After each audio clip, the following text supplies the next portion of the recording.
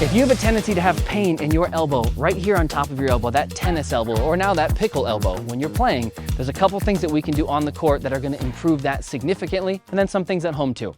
While we're on the court like we are now, we wanna make sure that we're not just Popeye death squeezing this thing, because not only is it gonna make my resets go too far, so when Jamie hits this at me, if I'm death squeezing this, see how hard that went? She's gonna be able to keep hitting these hard at me because I was squeezing the paddle too tight. So to save my elbow and save my performance on the court, if I just take more of a 3 or 4 out of 10 in terms of grip pressure, when she hits this to me, that ball is gonna go in instead. That ball got to her feet, now I'm back on offense again, instead of death gripping it, sacrificing my elbow, and then having this thing pop up for Jamie to smack it at me. So when we're out here on the court, let's also try not to be wristy with our shots. So when I'm hitting volleys, I'm not overly spinning my wrist, because for one, I'm not ready for her to hit it back at me. She's gonna hit me in the noggin. Instead, if I keep it compact, it's also gonna be a lot better on my elbow because I'm driving this motion with my shoulder instead of my elbow. So a lot of us wanna really get some extra topspin, but the paddles get plenty of topspin on their own. You just need a little bit of a low to high motion. That can be done with your shoulder rather than your elbow, and your tennis elbow is gonna thank you as a result. So now it's time to take care of those elbows. This is a very, very commonly requested one for tennis elbow, or pickle elbow we're calling it now too, where you get that pain on the top of your elbow after you play a bunch. Honestly, it also happens a lot from time on the computer, time on our phone, and time in the car. A lot of times when I had this really flare up, it was time driving in the car, because what happens is when our arms are bent over time, and they are playing pickleball too, we don't lock our arm out, but we're also that way on the computer, we're also that way on our phone, we're also that way on the car.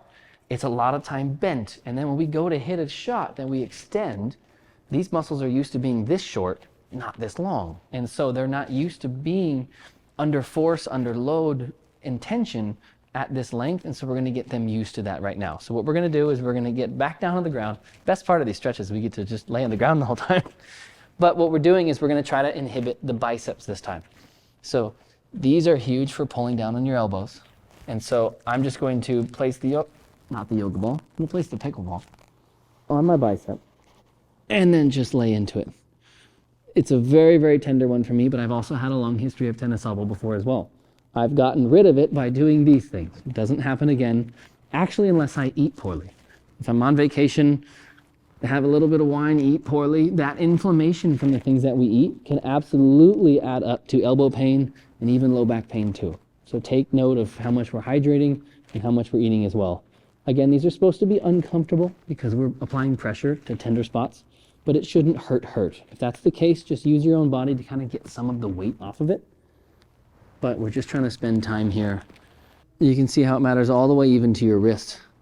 You can really think of the body like a system of rubber bands. And if your biceps are tight and they're pulling up on your elbow, then your elbow gets pulled on all day, and it doesn't like that either. So we're just spending time and breathing through. And then now let's go ahead and remove the ball, but we'll stay on the ground for this one. We'll put our hand down, and now we're just gonna work on rotating this way. Yep, exactly. So we're just getting that length now. Again, we got the knot out with the ball. Now we're just gonna go ahead and lengthen the rest of it from there. So I'll have Jamie stay there. I will show it in a different way. Again, you likely have a couch nearby. I'm just gonna go ahead and place my arm on the couch and then spend time letting the couch bring my arm back behind me. So I feel this right here in this bicep. Yep, just spending time getting lower and lower. I might even put one hand down. Again, it doesn't really matter. It just matters how much length is being created here. So your body position, that's completely up to you. These are completely customizable and flexible as long as you're finding the right spot to be able to create the adaptation that we're looking for. We got the knot out with the ball. Now we're gonna go ahead and release the rest of it and get our proper length with this stretch. And then later, we'll strengthen it at the same time. So now we're gonna go back to the ball, and we're going to do it for the tricep now. So we have two muscles here, the bicep here, that are pulling up on the elbow. We have the tricep, we have these three that pull up too. So a lot of times we don't think about tennis elbow and how much our triceps have to do with this. Because if you think about these three rubber bands now pulling up this way, it's pulling up on this part of the elbow. It doesn't actually go anywhere because it stays protected, but it doesn't like to get pulled on all day. That inflammation adds up to pain, and that is made worse when we play a bunch of pickleball too. So we want to be able to lay on this, finding just anywhere on those triceps, that are tender, and then up to you in terms of the elbow being bent or extended. I actually like to kind of explore both and actually move my arm. To me, it changes and I can kind of find where the issue is. For me, it's right about here, which makes sense because the shoulder is starting to rotate a little bit too. So this will have crossover in terms of the shoulder health will do too. But there we go. We spent enough time. We breathed. We know it's about 30 seconds now. Again, there's no maximum really here, but that's why I want you to just spend the time. So now that we did that, the next tricep stretch is going to be with a pickleball paddle. Again, I know you got one. If you're watching this, you've got a pickleball paddle. Hopefully you got one of these. But what we're going to do is I'm going to hold the handle. I'm looking for something to create length here. So I found the pickleball paddle to be able to reach it behind me. And then I'm going to use my other hand to pull downward this way. This is going to create that length in the elbow.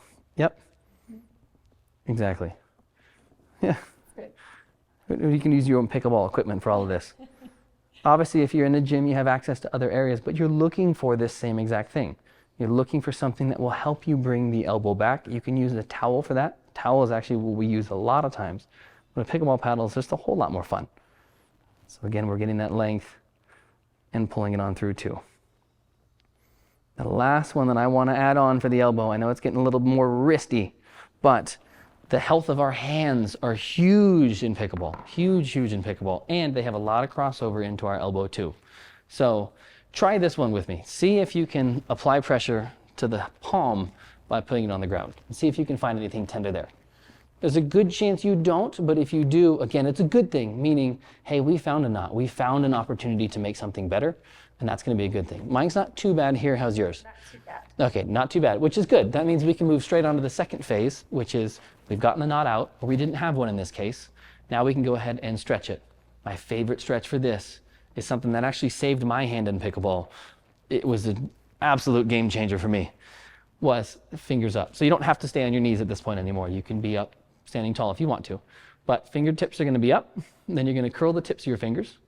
Then you're going to tabletop them this way, out here, fingertips to palms, and then rotate from this. Now you can feel how much it changed here. This is a tendon glide for the back of your hand. It makes, you can see even the muscles in my forearm moving as a result of this. So definitely a huge crossover to the elbow. So let's try it again one more time. This time I'm going to open my hand as much as I can. So I'm working on it. I'm not using my other hand for this. I'm doing this as an active stretch. So I'm actively doing it myself. Because when we're playing pickleball, we don't hit like this. Right. We have to do it ourselves. And so I'm opening up my hand as much as I can. Now, back to center. Fingertips, knuckles, out, fingertips to palm, and then curling it around one more time. It's a whole lot more effective than just yanking on it this way, and you'll really feel it in the elbow. I do not play pickleball without doing this as a warm-up, and I really, really hope that you would too. These other ones would be great if you do them earlier in the day, not right before you play, but earlier in the day, or right before you go to sleep. That's when I prefer to stretch. I like to stay active in the day, use this to kind of wind down, and there's absolutely crossover to the next day and how much it helps. But the hand, do that before you play.